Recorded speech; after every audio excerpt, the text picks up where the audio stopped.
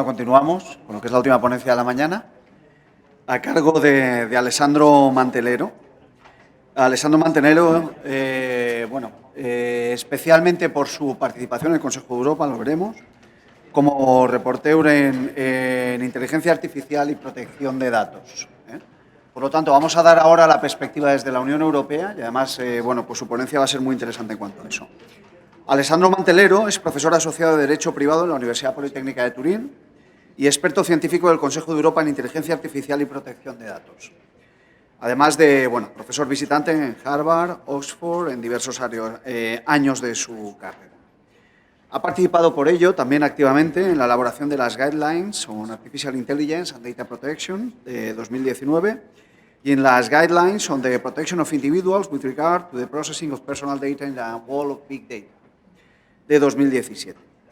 Ha servido como experto en regulación de datos para diversas organizaciones nacionales e internacionales, incluyendo diversos organismos de Naciones Unidas, la Agencia Europea de Derechos Fundamentales, la Comisión Europea, la Agencia Ejecutiva del Consejo de Investigación Europea, la Cámara de Comercio Americana en Italia, así como el Ministerio de Justicia o la Autoridad de Comunicaciones italiana.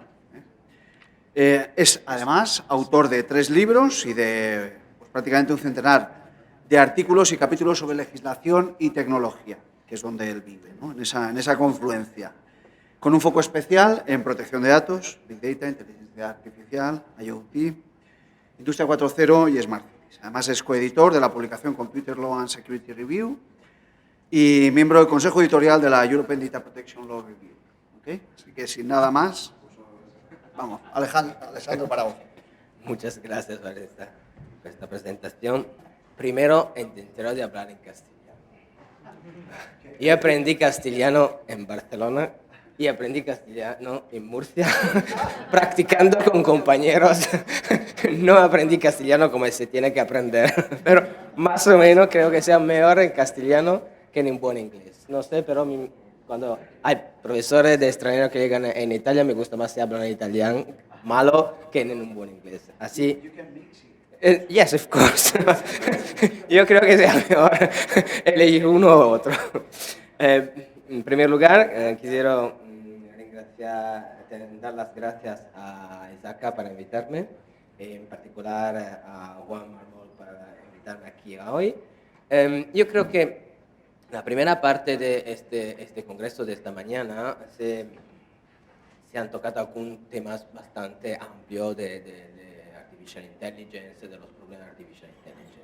Pero me parece que ahora, después de la presentación de César y también la presentación de Pedro en el caso de Artificial Intelligence, vamos un poco más con un enfoque, y creo que sea el enfoque que va a interesar más para la auditoría y la consultoría.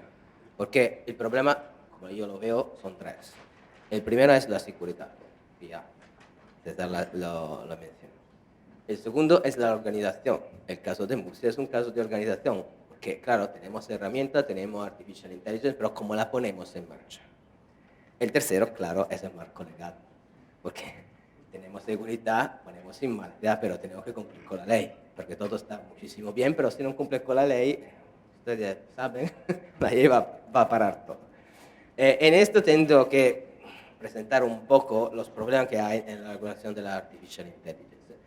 Como se mencionó, mi actividad mayoritaria en este momento es con el Consejo de Europa. El Consejo de Europa no es un órgano de la Unión Europea.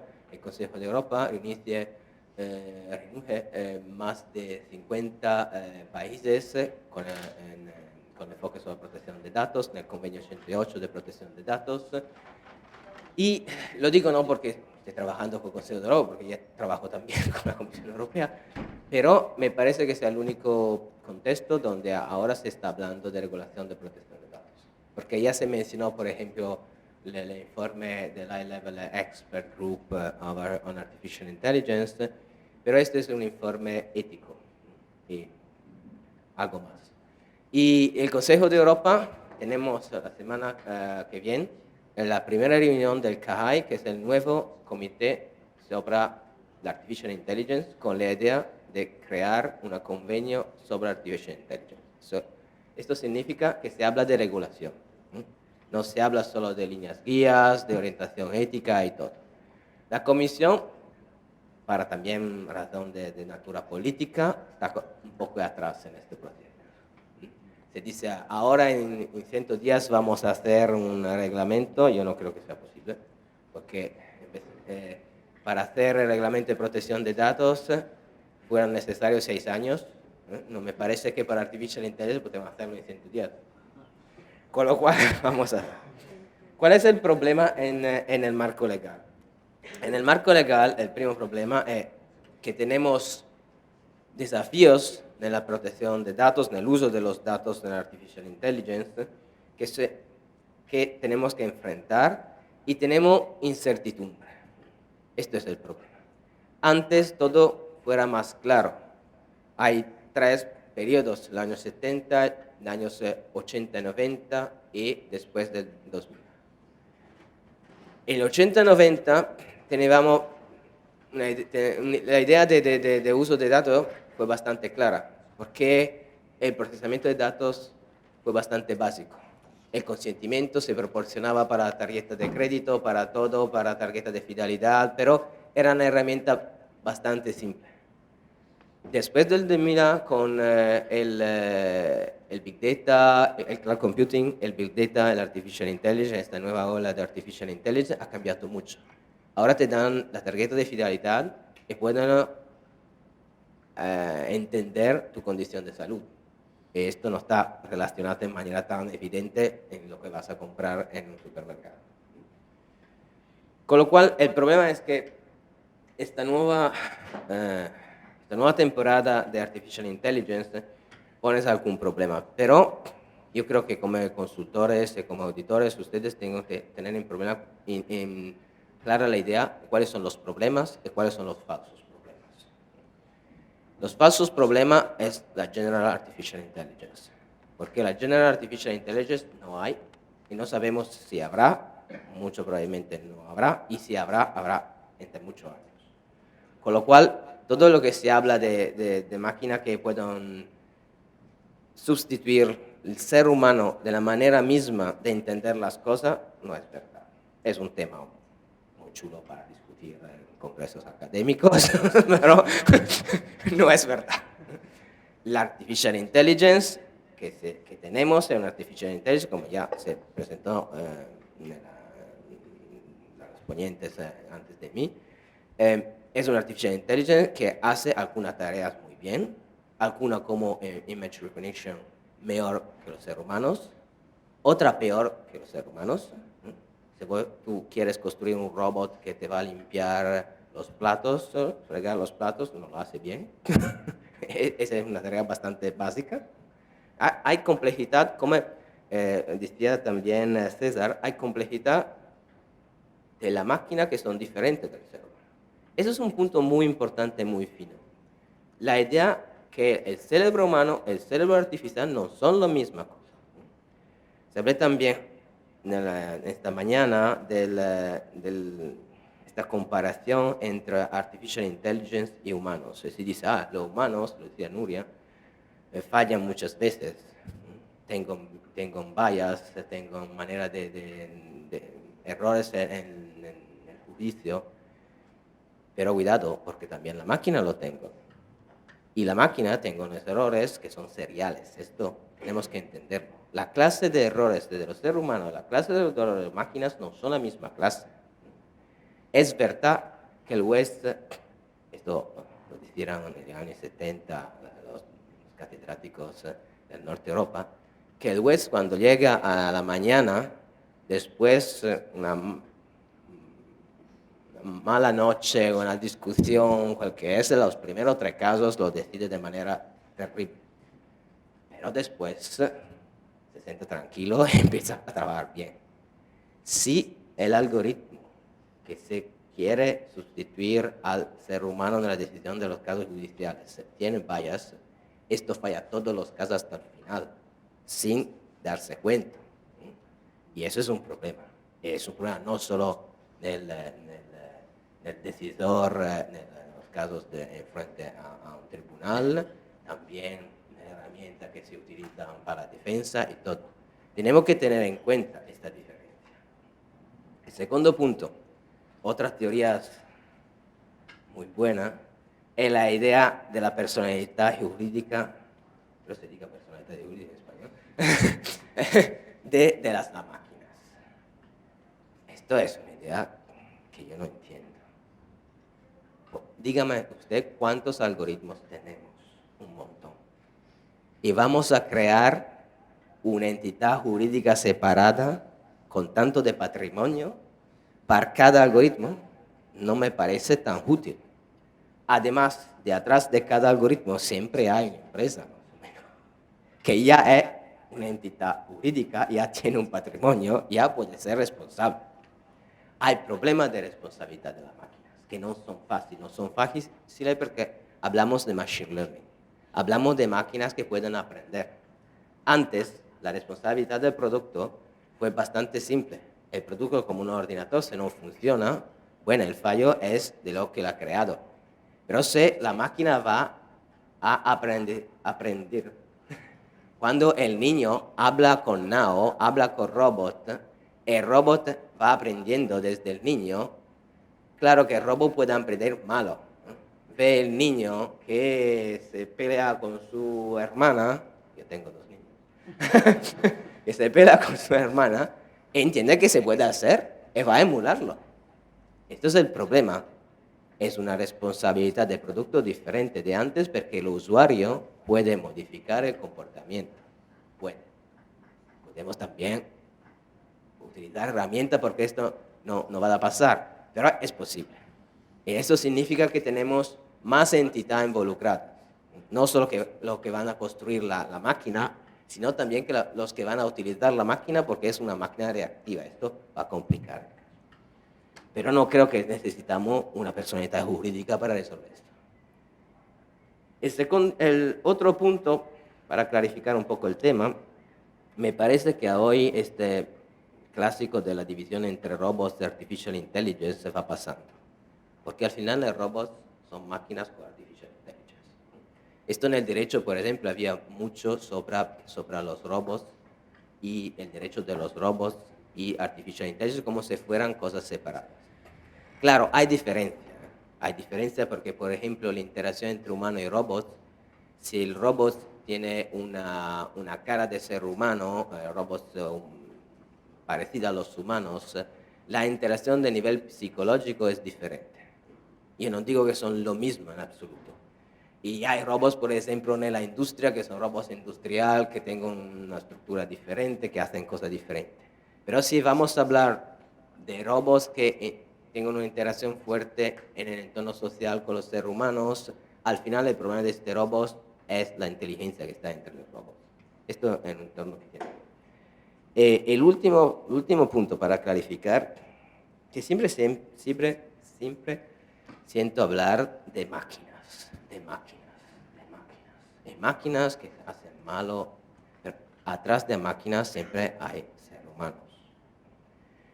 Esto es importante desde el entorno legal, porque significa que en términos de responsabilidad hay siempre alguien que puede ser responsable. No podemos considerar las máquinas como algo de autónomo. La máquina hay personas que la crean, hay personas que pongan en la máquina códigos, hay personas que crean herramientas que funcionan de alguna manera, que pueden poner también valores o reglas en esta máquina. Y estas personas siguen siendo responsables por esto. No es un enfrente hombre-máquina, ser humano-máquina. Es un enfrente ser humano, otro ser humano que están de atrás de la máquina. Y estar de atrás de la máquina puede ser también útil para no hacer evidente la responsabilidad. Esto es para empezar a definir el campo un poco. En el entorno legal, para enfrentar estos problemas, porque hay problemas de artificial intelligence que va poniendo, no hay una regulación, un marco regulatorio para artificial intelligence. Por ejemplo, todo esto de la falta de transparencia no está arreglado. Ahora se dice, mira, la transparencia es muy importante, vamos a enfocar todo sobre la transparencia. Hay muchos artículos sobre la transparencia. Pero es un poco como la charla sobre la artificial intelligence. Si estamos a un nivel muy general, todo funciona. Pero si vamos nel dettaglio las cosas son un poco diferentes, porque claro, si yo digo necesitamos más transparencia para Artificial Intelligence, todos me digan bravo, bravo, pero el problema es cómo lo hacen, porque esta transparencia se puede hacer de manera muy diferente. Por ejemplo, basado sobre el reglamento de protección de datos de la Unión Europea. En transparencia, protección de datos dice la lógica del algoritmo. Pero ¿qué es la lógica del algoritmo? El input y el output, la relación entre input y output. Hay estudios que van a demostrar que si tú conoces el input y conoces el output, pero en medio tiene un machine learning, no puede conocer porque dado un input tiene un output de una específica natura. Se intente entender, pero no lo es. Por ejemplo, en el caso de la decisión de los tribunales, hay un experimento que se hizo en Europa que dice, mira, ahora tenemos un algoritmo que con el 30% de error puede predecir la decisión de la Corte Europea de Derechos Humanos. Primero, 30% me parece un poco alto para decidir un caso. Segundo, ¿cómo hace el algoritmo? El algoritmo detectaba el contenido de las decisiones. En el derecho humano, cada vez que el algoritmo encontraba un nombre de una ciudad de Serbia, ahí consideraba que había violación del derecho humano, porque estadísticamente había muchos casos en Serbia de violación del derecho humano porque había la guerra. Pero esta es la máquina no entiende. La máquina busca trayectoria, pero no son las trayectorias que siempre son correctas. Por ejemplo, puede ser un caso de Serbia que no haya nada que hacer con los derechos humanos, solo que el lugar de la cuestión está en Serbia. Esto es el problema. Cuando discutimos de transparencia, tenemos que entender cómo es que la máquina utiliza los datos. La lógica se puede también detectar considerando las variables y cuánto valen las variables en la máquina. O la lógica se puede entender abriendo el algoritmo. Se hablaba antes de open algorithms. Esto se puede hacer, pero esto es el primer nivel, ¿no? ¿Qué es la lógica? Hay tres diferentes, como mínimo, soluciones para esta pregunta. Segundo asunto, la complejidad. Hay algoritmos que no se entienden. ¿Por qué no se pueden entender? Porque la técnica con la que se van a construir no se pueden entender. Claro, hay un debate sobre Artificial Intelligence and Explainability, Explainable Artificial Intelligence, pero eso se puede hacer para algunas cosas, por otra cosa no funciona. Y además, si también tenemos el algoritmo que se explica, el problema es que el algoritmo, como decía antes, cambia. Muchas veces se menciona el caso de Compass. Mira, pero el caso Compass, ¿por qué funciona? Funciona porque es un algoritmo público. Este es un algoritmo para decisión de casos de derecho penal, para recidiva, y con lo cual tiene que ser siempre lo mismo. ¿Por qué? Porque no puede decidir 5 casos de una manera, después cambiamos el algoritmo, los otros 5 lo vamos a decidir de forma diferente. En estos casos de este algoritmo podemos hacer una investigación como Compass, dopo 3, 4 meses de investigación decir hay un bias. Además, Compass dice que no hay bias. Que fue buena reacción después de parte de Compass. Pero muchas veces tenemos algoritmos que van cambiando cada día, cada hora. Esto significa que todo esto que se habla mucho de investigar, el poder de la NGO para investigar, todo funciona, pero no demasiado. Porque yo tengo recursos para investigar. Primero requisito, porque si no hay dinero, no hay investigación. Investigo y llego a decisión, el algoritmo ya ha cambiado. Y tengo que investigar otra vez. Con lo cual, la auditoría, el control sobre el algoritmo se puede hacer, pero la condición es que el algoritmo no va cambiando o no cambia antes que no se va a terminar la auditoría. Y esto no es la condición básica de todos los algoritmos que tenemos. Otro problema de transparencia es que hay protección de derecho industrial. Esa es una barrera, claro. Pero no es solo, porque muchas veces se dice esto, no, ok, hay problemas de la protección de derechos industriales. Sino hay también problemas de seguridad.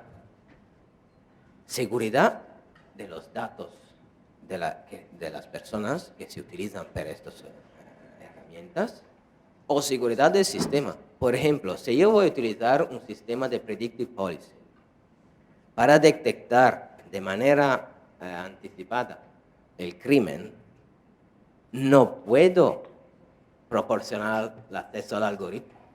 Porque claro, esto es un problema para el funcionamiento del algoritmo mismo. Y lo mismo, se mencionaba la ciberseguridad a nivel de defensa militar. También en esto hay problemas, no se puede hacer transparencia. Se puede hacer auditoría, se puede hacer transparencia. Son dos cosas diferentes. Otro punto, se habla mucho de transparencia. Ya tenemos reglas para la transparencia. Ustedes, más o menos cada día o cada 2 o 3 días, van a firmar consentimiento informado para la protección de datos. Este informe de consentimiento informado es una forma de transparencia, pero nadie va a leer lo que está escrito. Yo digo, si no vamos a ver esto que son informaciones bastante básicas, ¿cómo podemos imaginar que la transparencia del algoritmo va a resolver todo? ¿Qué significa? Que personas que no tengan conocimiento de algoritmo puedan detectar los bias del algoritmo. Esto no quiero decir que la transparencia no sea importante.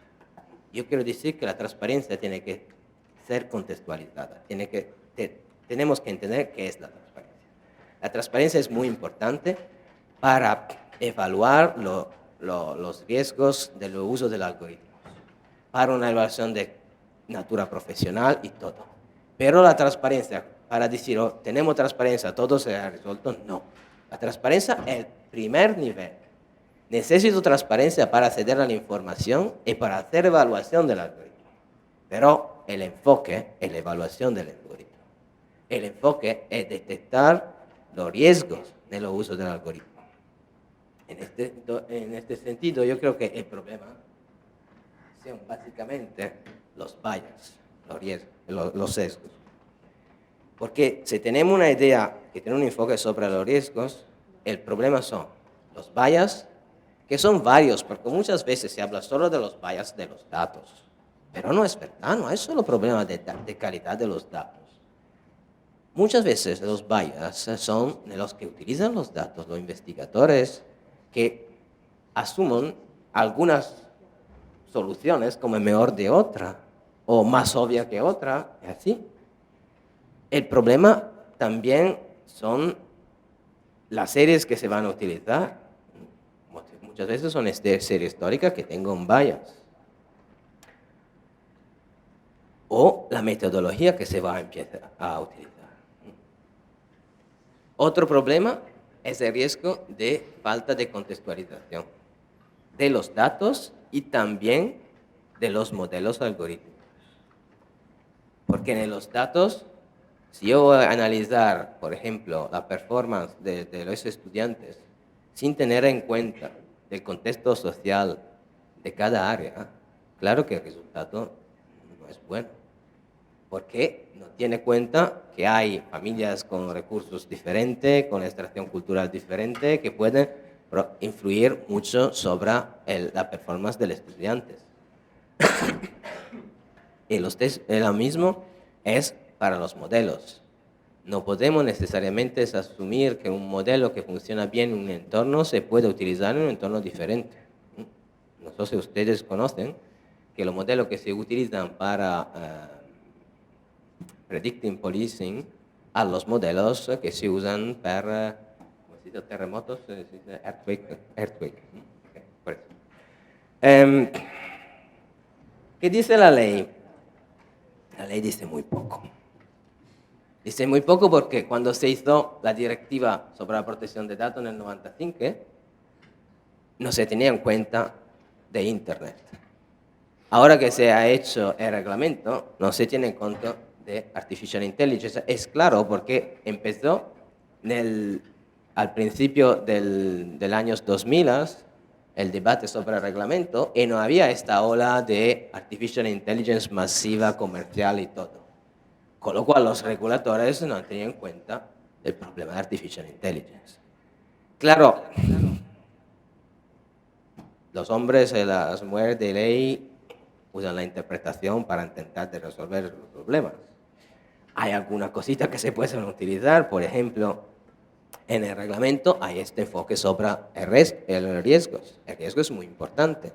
Y además el artículo 35 y también algunos considerando del reglamento menciona riesgos que no son solo los riesgos de seguridad, sino también los riesgos por el impacto a nivel de derechos humanos y impacto social y económico. Con lo cual, en potencia tenemos un nivel muy amplio en el reglamento. Pero ¿cuál es el problema? Que falta herramienta. Que si vas a mirar todas las guías, todos los modelos de análisis de riesgo de la Autoridad de Protección de Datos son muy tradicionales y todo tiene un enfoque sobre la seguridad de los datos y la calidad de los datos y nada más. Con lo cual no pueden enfrentar todo este problema. Otros problemas. Tenemos un reglamento que se enfoca sobre las personas, el ejercicio del derecho individual y la dimensión individual. Pero hoy la artificial intelligence no se utiliza para la dimensión individual. Por ejemplo, yo no estoy de acuerdo con Nuria cuando dice que si yo voy a monitorar a 5.000 personas de manera anónima, esto no es un problema para los derechos. No, es un problema porque es un problema para la dimensión colectiva del uso de los datos. Porque estos 5.000 personas se pueden clasificar de alguna manera, también de manera anónima, y esto puede afectarlos. Hay ejemplos concretos. El Neighborhood Credit Scoring, que es la calidad de las personas para pedir un crédito, pero no a nivel individual, sino a nivel de área, de barrio. ¿Sí? Esto se hace con datos anónimos, pero si tú estás en este barrio, te van a aplicar este criterio.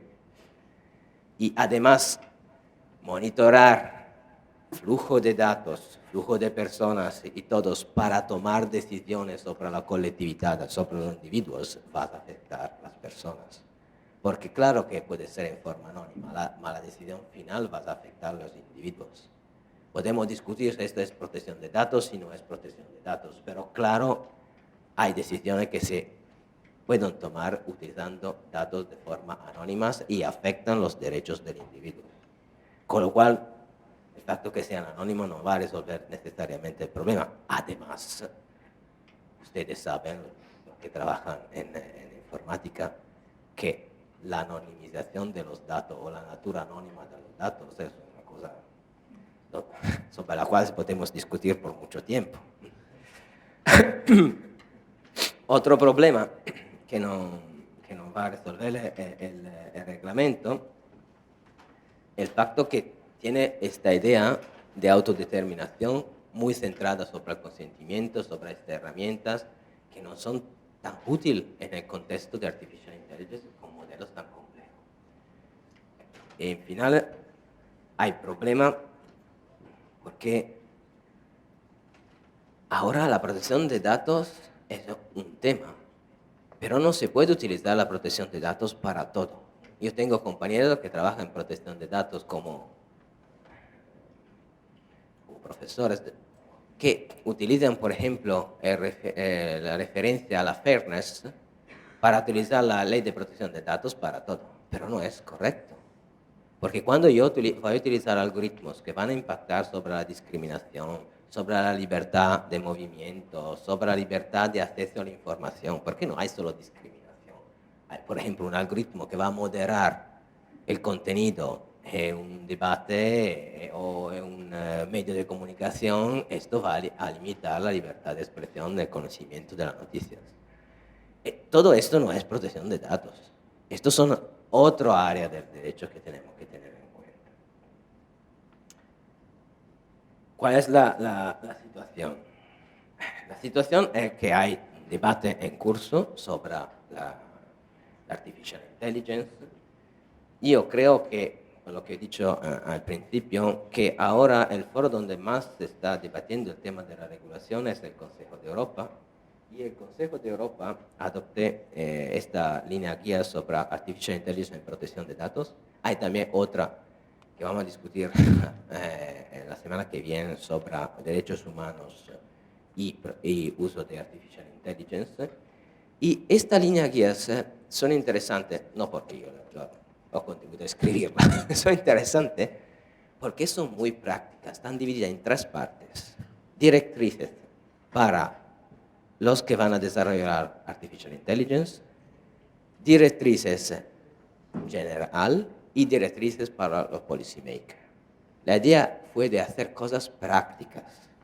No necesitamos discursos muy amplios sobre el bienestar del ser humano y el beneficio de la humanidad. Porque esto es, yo para hacer este trabajo hay antes un informe. Y para hacer este informe he visto todo lo que existe de literatura, de líneas guías sobre el tema y todo. Muchísimas cosas son tan generales que no sirven mucho. El problema es hacer soluciones prácticas. Claro, el Consejo de Europa tiene un enfoque sobre los derechos humanos, es la manera de enfrentar el tema. La idea es líneas guías para estas 3 clases de personas, los que desarrollan, las empresas y los gobiernos. El tema es tener en cuenta no solo del marco legal, sino también del impacto ético y social. Mira, ahora todos van a hablar de ético, pero cuando se adoptaron las líneas guías del Consejo de Europa en el 2016, se puso una regla sobre el ética, y en aquel tiempo todos decían, no, pero ¿por qué ética? Había representantes de estados y de Comisión Europea que decían, no, pero ética no es un marco legal. Y yo decía, no, pero ética es un problema. Tenían que considerar también el marco ético. Ahora todos hablan de ética. La idea de un approach by design para los derechos humanos, la idea de un enfoque y una manera de afrontar el problema basado sobre el precautionary principles. En tema de calidad de datos, el enfoque está sobre el sesgos, claramente. ¿Cómo se puede hacer data minimization, la minimización del uso de los datos? Porque claro, aquí vamos a utilizar datos a gran escala, pero esto no significa que no se puedan minimizar los datos. Tenemos que aprender de manera diferente el proceso. Porque uno dice, mira, tengo muchos datos, los voy a utilizar todo. No se hace así. Tengo muchos datos, voy a ver, se puede empezar con pocos datos y añadir datos a datos. Claro, hay modelos que necesitan muchos datos y podrían ser excepciones, pero no todo necesita un montón de datos al principio. Se pueden también utilizar datos en cantidad menor o una calidad mejor de datos, sin redundancia, o también utilizar datos sintéticos, datos que son parecidos a los veros, pero no son veros, con lo que no nos van a afectar directamente a las personas. Otro punto importante de las líneas guías son de esta directriz son el risk management. Aquí se mencionó explícitamente la importancia del comité de expertos, ahora se llaman comités éticos, y la idea de participación y de algorithmic vigilance. Yo creo que estos 3 puntos son muy importantes. Comité de expertos. Se habla mucho de comité de éticos, de expertos, de grupos multidisciplinares y todos, pero se dividen en 2 áreas. Los que están solo para el marketing y los que funcionan. Los que están solo para el marketing son comités de éticos y tenemos ejemplos de grandes empresas que dicen, mira, tengo un comité de ética, pero no te digo los miembros del comité de ético para proteger la identidad de ellos. Que dice, bien, si no sabe qué son, ¿cómo puede entender cómo trabajo? Hay otra empresa que crea un comité de éticos, de expertos y todo, se pasa a ver, tiene un catedrático muy bueno que recibí muchas becas de financiación de esta empresa antes y después, y dice, mira, puede ser que hay algunos problemas de imparcialidad de este miembro del comité de ética. Y hablé también con algunos de los jefes a nivel internacional de empresas datos. Y mi pregunta fue, pero vosotros que tenéis este comité de ética, ¿qué hace el comité de ética? Proporciona sugerencia. Ahora, mira, para tener un comité de ético que proporciona sugerencia muy general, que se dice que tiene que ser bueno, tiene que ser malo, o más o menos, no va a funcionar mucho. El comité de expertos tiene que ser un comité que va a evaluar cada proyecto donde hay un riesgo y te va a proporcionar una visión más amplia que tiene en cuenta del impacto social, individual que tiene el algoritmo. Esto sirve. Para tener un comité de ético que va a proporcionar ideas muy general, lo necesitamos.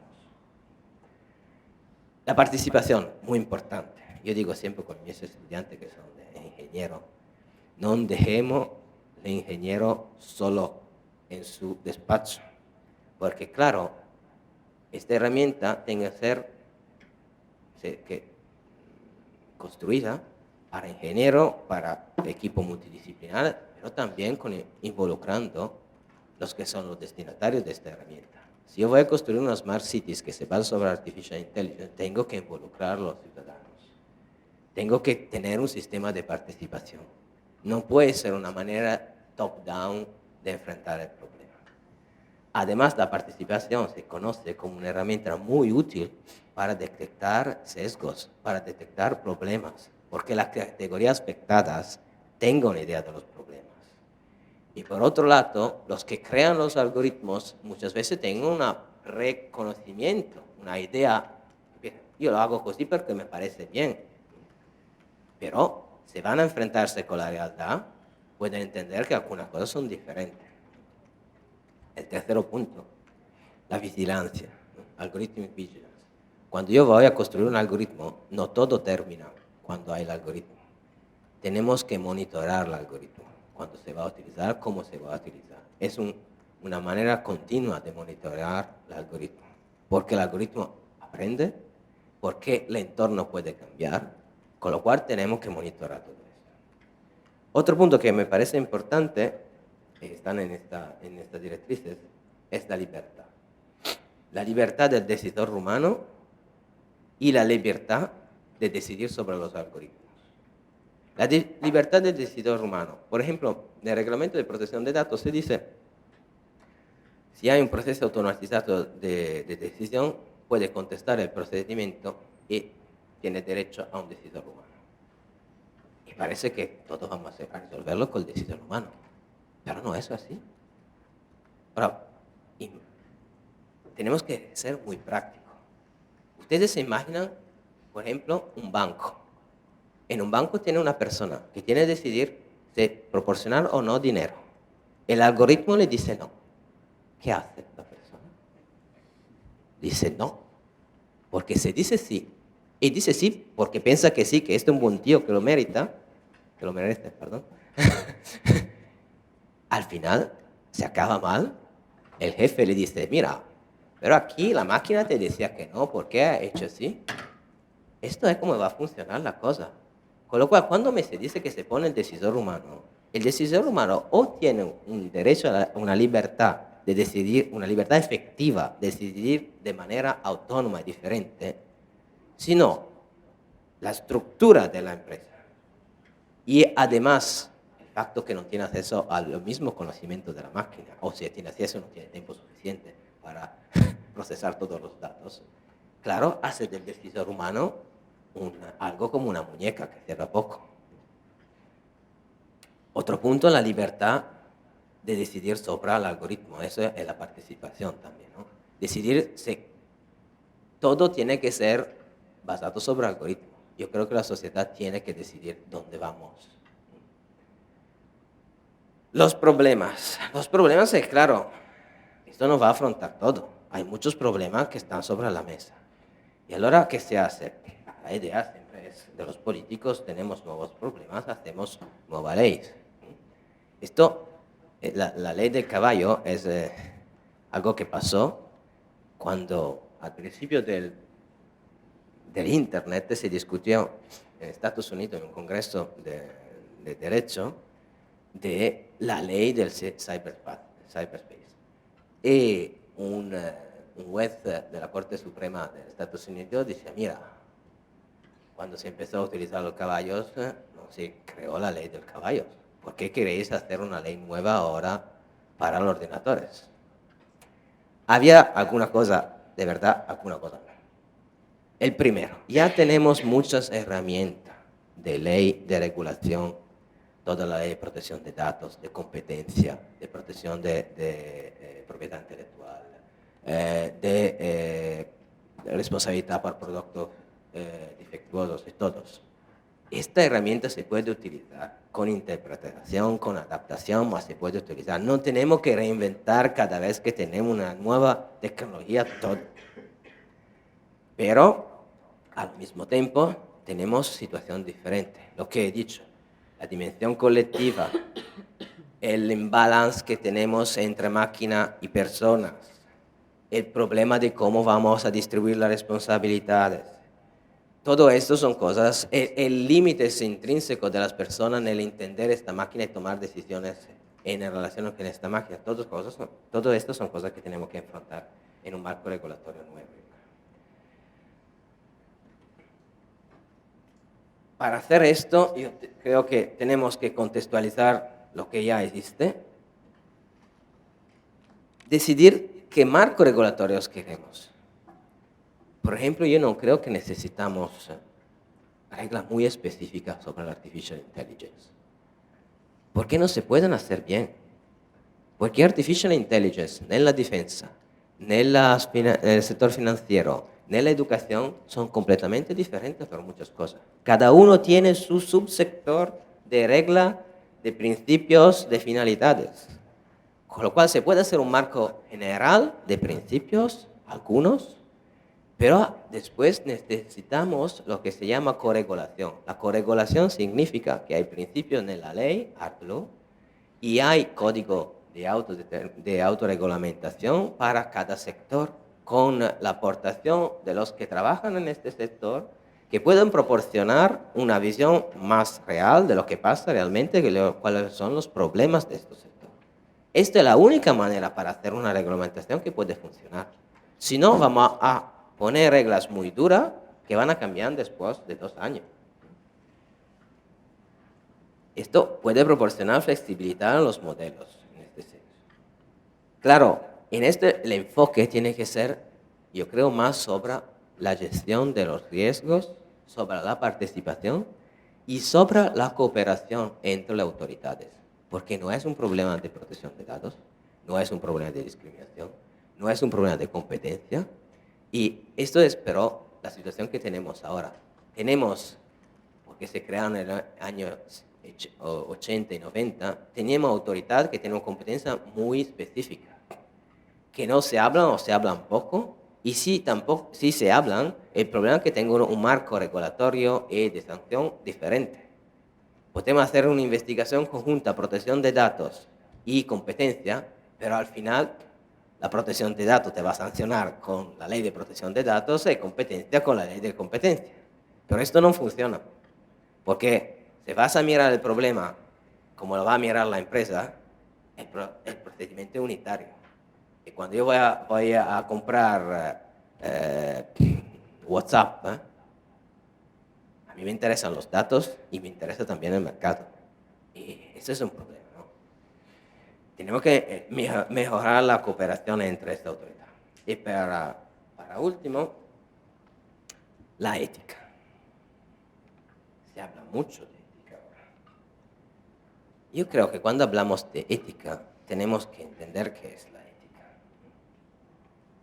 Por ejemplo, si ustedes van a leer informe del High Level Group on Artificial Intelligence de la Comisión Europea, en este informe se dice, y yo lo contesté al presidente del comité, se dice que, por ejemplo, los principios éticos son el respeto de la privacidad, el respeto de los derechos humanos, el respeto del consentimiento informado, el respeto de la minimización de datos. Pero todos estos no son principios éticos. Todo esto ya está en la ley. Esto es el problema, que muchas de estas cartas éticas he mencionado esto, pero ustedes se van a leer lo otro, es lo mismo también. Esta mañana que se proyectaron algunos principios de carta ético, había referencia a privacidad, a principios de ley. ¿Cuál es el problema? Que se van a construir carta ética, que van a repetir lo que ya está en la ley. Creamos dos problemas. El primero, vamos a decir a la empresa que estos son principios éticos. Y la empresa me dice, mira, yo, ética está bien, pero no quiero ser una empresa ética. Pero el día después llega la Autoridad de Protección de Datos y dice, sí, sí, pero esto no es solo ética, es también de la Ley de Protección de Datos.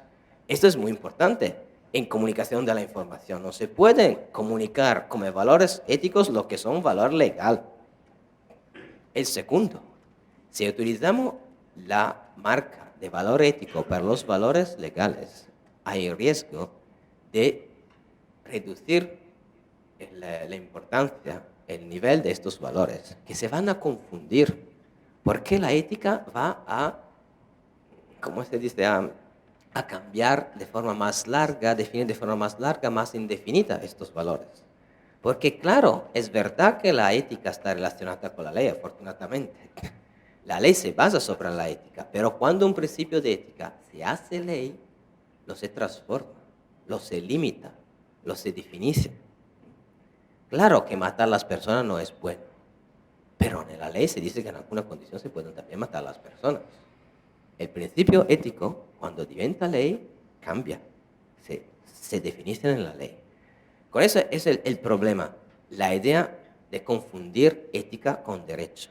La ética es importante porque va a añadir otro nivel. Por ejemplo, cuando decidimos de Smart Cities, conformidad con la ley, bien, de protección de datos, pero claro, hay un problema ético. Hay personas que no quieren vivir en una Smart Cities.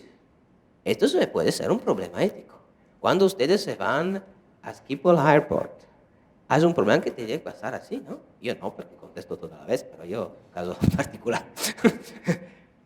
Tiene que pasar así. Es conforme con la ley. Pero es ético que millones de personas tienen que pasar así, hacer un body scan. Alguno puede decir, esto no es tan ético. La ética y el derecho no están solo al mismo nivel. Podemos añadir un nivel ético. Tenemos que añadir un nivel ético cuando hablamos de Artificial Intelligence, pero esto impacta mucho sobre la sociedad. Y hay retos y problemas éticos.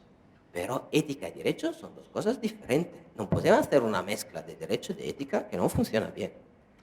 Segundo, último punto. Cuando hablamos de ética, ¿de qué ética hablamos? Porque si ustedes se van a leer todos los documentos de ética de Artificial Intelligence, no hay una línea que va a definir cuál es la ética de referencia.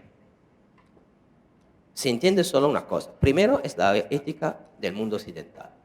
Y ya esto puede ser un problema, porque la ética de Asia, de África, no está considerada. Segundo, en el mundo occidental tenemos varias éticas. La ética determinista, la ética de las virtudes, varias éticas diferentes. La declaración del marco de referencia ética es fundamental para entender qué quiere hacer con la ética. Y además la ética es más relativa porque hay marcos diferentes. Cuando nos, como Consejo de Europa, decimos Artificial Intelligence tiene que basarse sobre los derechos humanos. Miráis, los derechos humanos son lo mismo en todo el mundo. Claro, hay implementación diferente, pero la idea de derechos humanos está en cartas que son aceptadas a nivel internacional. El marco está claro. Cuando hablamos de éticas, no hay marco, porque la ética la hacen los filósofos y no están de acuerdo entre ellos. ¿Cuál es el marco de referimiento? Y si nosotros queremos vamos a crear una ética por Artificial Intelligence sin considerar qué ética vamos a utilizar, esta ética puede ser una ética que va a añadir más confusión que resolver problemas. Por eso yo digo, la ética es muy importante, pero tiene que ser hecha bien y tenemos, además, en el contexto de empresas, desarrollo de actividades económicas, tenemos que considerar que basar todo sobre la ética, sí, para el marketing está buenísimo, pero sí para desarrollar productos no es tan fácil, es muy complicado y tiene que tener asesores, tiene que tener expertos y al final no puede llegar a decir esto es correcto o no es correcto. Con los derechos se puede hacer, con la ética no está claro.